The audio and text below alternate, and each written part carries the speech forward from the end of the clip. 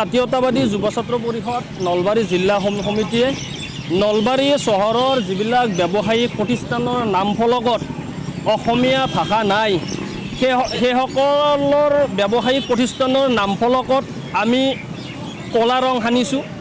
তাৰ সমান্তৰালভাৱে আমি ব্যৱসায়ীসকললৈ আমি এটি আহ্বান দিব বিচাৰিছোঁ যে নলবাৰীত বা অসমত যেতিয়া ব্যৱসায় চলাব, যেতিয়া ব্যৱসায় কৰিব, নামফলকত অসমীয়া ভাষাটো থকাটো বাধ্যতামূলক। গতিকে ইংৰাজী দিয়ক, হিন্দী দিয়ক, আমাৰ আপত্তি নাই, কিন্তু অসমীয়াটো থাকিব লাগিব।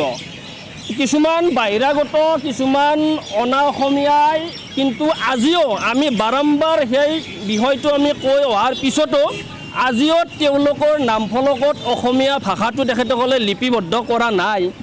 তেখেতসকলৰ অসমৰ প্ৰতি অনীহা নেকি, অসমীয়া ভাষাৰ প্ৰতি তেখেতসকলৰ অশ্ৰদ্ধা নেকি, তেখেতসকলক আমি প্ৰশ্ন উত্থাপন কৰিব বিচাৰিছোঁ। গতিকে অতি শীঘ্ৰে যদিহে অসমত থাকি তেখেতসকলে ব্যৱসায় কৰে, অতি শীঘ্ৰে তেখেতসকলৰ নামফলকত অসমীয়া ভাষা লিখিবলৈ আপোনালোকৰ সংবাদ মাধ্যমৰ জৰিয়তে তেখেতসকললৈ আহ্বান আমি জনাইছোঁ, আমি দাবী জনাইছোঁ। কিয়নো অসমত থাকি অসমৰ হাৱা পানী খাই অসমীয়া মানুহৰ ওপৰত ব্যৱসায় চলাব, কিন্তু তেওঁলোকে নামফলকত কিন্তু অসমীয়াটো নিলিখিব, সেই ধৰণৰ কথা অসমত তথা নলবাৰীত হ'বলৈ দিয়া নহ'ব।